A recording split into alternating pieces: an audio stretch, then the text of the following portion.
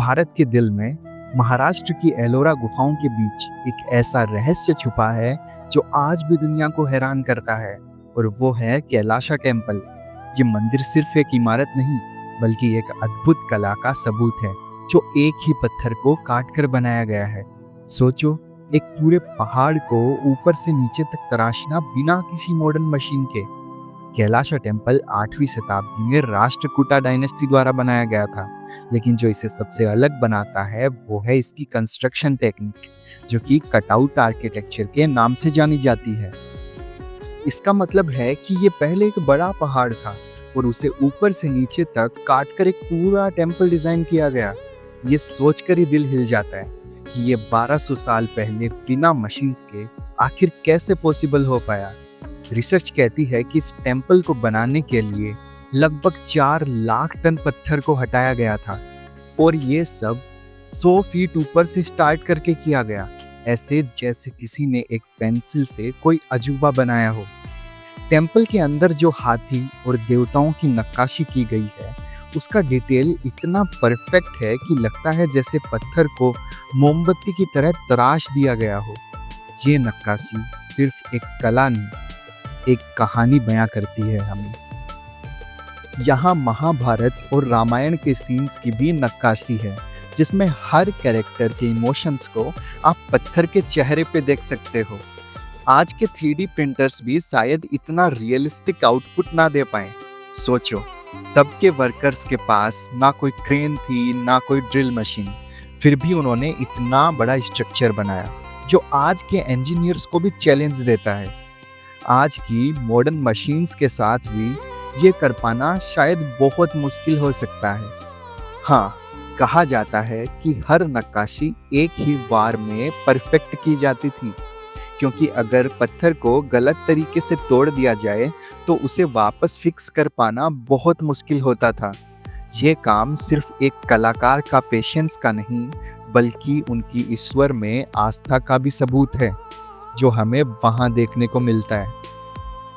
मंदिर के हर कॉलम, हर नक्काशी के पीछे एक कहानी छिपी है, एक कलाकारों की टीम का प्रण जो अपने भगवान के लिए सब कुछ देने को तैयार थी। एक कहानी ये भी है कि राजा कृष्ण एक ने अपने सपने में देखा कि भगवान शिव ने उनसे कहा है कि वो एक ऐसा मंदिर बनाएं जो दुनिया में कहीं भी ना हो। तब शुरुआत हुई इस अद्भुत रचना की। मंदिर के बीचों बीच हमें एक शिवलिंग देखने को मिलता है, जिसके आसपास दियों की रोशनी और देवी देवताओं की नक्काशी का एक अलग ही मनोरम सौंदर्य का एहसास होता है। यहाँ पहुँचने पर हमें एहसास होता है कि हम साक्षात भगवान के सामने दर्शन कर रहे हैं।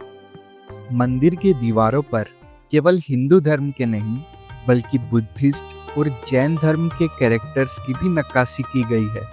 ये दिखाता है कि राष्ट्रकूटा साम्राज्य जो था वो कितना उच्च विचार का था, कि वो सब लोग सब धर्मों को एक साथ लेकर चलते थे। नंदी, शिवजी का वाहन, मंदिर के सामने विराजमान है। ऐसा लगता है जैसे वो हर यात्री को ये याद दिलाता हो कि ये एक जीवंत धार्मिक स्थान है, सिर्फ एक स्मारक के तौर पर नहीं है। यही इसकी एक खास बात भी है। सूर्यास्त के समय मंदिर का रंग भी बदल जाता है। पत्थर पर गिरती सूरज की लाली, दियों की रोशनी और हवा में गुनगुनाता माहौल एक सिनेमैटिक सीन बन जाता है जो आंखों से कभी नहीं भुलाया जा सकता। और ये सब देखने के लिए हजारों लोग दुनिया के हर एक कोने से यहाँ शाम का इंतजार करने भी आते हैं। रात को जब चांद की चांदनी मंदिर की नक्काशी पे पड़ती है तो लगता है जैसे पत्थर भी जिंदा हो गया हो। हर एक पत्थर में चमक साफ साफ दिखाई देती है। कैलाशा टेम्पल का असली जादू भी तभी महसूस होता है। इस मंदिर की मिस्ट्री लेकिन आज भी वही है। क्या ये इंसानों की मेहनत का नतीजा है या फिर किन्हीं देवताओं द्वारा बनाया गया कोई अजूबा है? आज भी इंजीनियर्स के लिए ये एक अनसुलझी पहेली से कम नहीं है। अलग अलग देशों से कई इंजीनियर्स इस पहेली को सुलझाने के लिए यहाँ आते रहते हैं। पर एक बात क्लियर है, कैलाशा टेम्पल सिर्फ एक प्राचीन मंदिर नहीं कहा जा सकता, बल्कि ये एक भगवान में आस्था का सफर भी है। ये हमें हर पल याद दिलाता है कि जब इंसान अपने विश्वास और कला को एक साथ लेकर आए तो उसके लिए कुछ भी करना नामुमकिन नहीं हो सकता। अगर आप एलोरा केव्स जा रहे हो या कभी जिंदगी में जाने का मौका मिले तो कैलाश टेम्पल को जरूर विजिट करना। ये सिर्फ एक सफर नहीं होगा, यहाँ जाना तुम्हारे लिए एक अलग ही एक्सपीरियंस होगा जो आपके दिल में हमेशा बसा रहेगा। ये था कैलाश टेम्पल का एक छोटा सा सफर। अगर आपको ऐसी ही स्टोरीज पसंद आती हैं तो चैनल को सब्सक्राइब कीजिए। नेक्स्ट एपिसोड में मिलते हैं एक नए और अलग रहस्य के साथ।